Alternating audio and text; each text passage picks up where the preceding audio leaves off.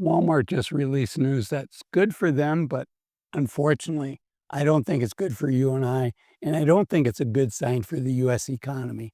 So let's jump in. Let's talk about the news that they released, why I think it's a warning sign. It's not a good thing for most of us. And most importantly, what you and I can do to protect ourselves. Okay, so this article from Zero Hedge, the author is Tyler Durden. And the article is titled Active Users on Walmart App Surges as the Trade Down Phenomena Continues. So, app usage for Walmart, the online grocery shopping, that's good news for Walmart, but why isn't it good news for us? Tyler goes on to say that for several quarters, we've closely watched how the inflation storm has transformed all walks of life into a Walmart shopper for their everyday needs, especially for groceries. So, why do I think that Walmart's app surging is not necessarily good news? Because I think the trend is continuing of consumers trading down, constantly trading down. And in fact, one sign of this is Walmart just spent about $1 billion to update how they set prices at their grocery stores.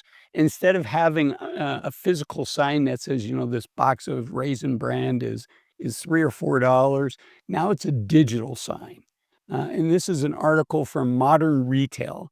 And I think the digital signs are bad things for consumers for two reasons. One is it could lead to what's called surge pricing. We're going to talk about that. But on a hot day when the cost of soda goes up, things like that, just like Uber and the ride-sharing apps all have surge pricing, hotels have surge pricing. But it's again this trend towards consumers trading down that we're going to talk about. But first, let's jump into this Modern Retail article. As retailers like Walmart roll out digital price tags, fear of surge pricing grows. Walmart put in these signs. They declined to talk about the cost of the devices, but Fusion Group said in an April report that it believes it costs about $1.1 billion for Walmart to do it. Now, that's a lot of money. And this is said that they go on to say that they could raise prices dramatically, but in this case, the modern retailer doesn't think that's gonna happen, but we don't know. And it's not just Walmart. According to Forbes, Walmart, Kroger, and Whole Foods now are using digital pricing. And what customers should know, the article goes on to say many of the same warnings in the other report that we talked about, Modern Retail. So why is this a warning sign? Well, one of the fastest growing categories for grocery stores is the ready-to-eat category, where, maybe 10 years ago, we would once a week, every other week, go out to, a somewhat nice restaurant with our family. Then because prices rose, we traded down, we went to fast casual, and then because prices at fast casual, rose, we went to fast food, and because the prices at fast food rose, now what many of us are doing, and there could be a health benefit to this. Many of us are not going out to eat as much. We're getting ready to eat, ready to prepare meals from the grocery store. And why are we doing that? We're doing that because of inflation. If you look at this inflation chart here, this shows what inflation has been since 2014. You can see the actual inflation from 2014 to 2024 was 31%, but you can see, like McDonald's, the inflation at McDonald's was 100%. At Taco Bell, it was 81%. At Wendy's, it was 55%. At Starbucks, it was 39%. So the fast food has been increasing at a rate faster than inflation, which is part of this reason that people are trading down. Another reason that people are trading down, frankly, is because we're making less. We're making less on an inflation-adjusted basis. If you look at this data from the Federal Reserve here that goes back to 1985, you can see in general, it's a curve that goes from the lower right to the lower left to the upper right, which is generally a good thing.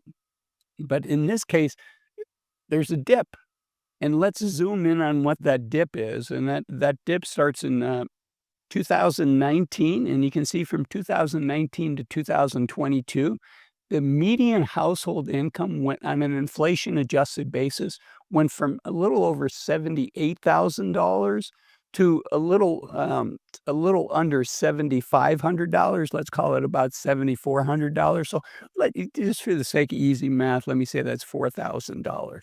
That's a significant, significant difference for most households.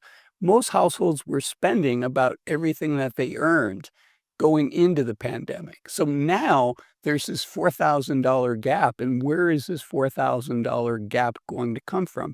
We're feeling squeezed, which is why people are continuing to trading down.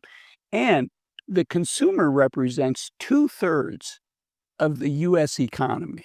So consumer spending is 2/3 of the US economy. That's an enormous amount. It's about 70%. And so as the consumer goes, so goes the US economy. So my concern is as the consumer is getting squeezed, as more and more people are trading down and down and down, uh, there's really not many places left to go. And what I'd like to see is, have that wage growth come back up for the median household in the United States.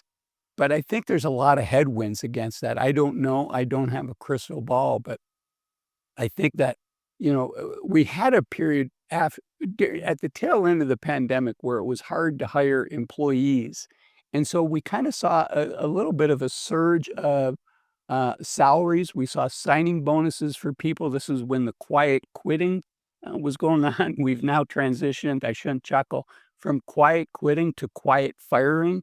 Companies are doing things to make it harder for their employees to say, yes, I want to stay at the company. We all saw recently that Amazon had a big return to office push.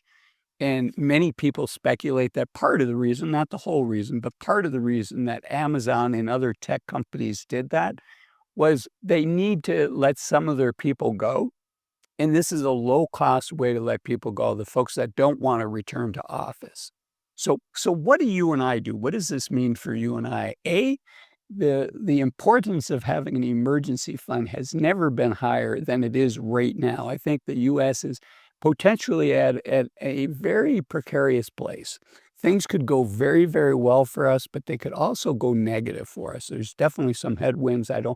There's tailwinds and headwinds from the current political situation.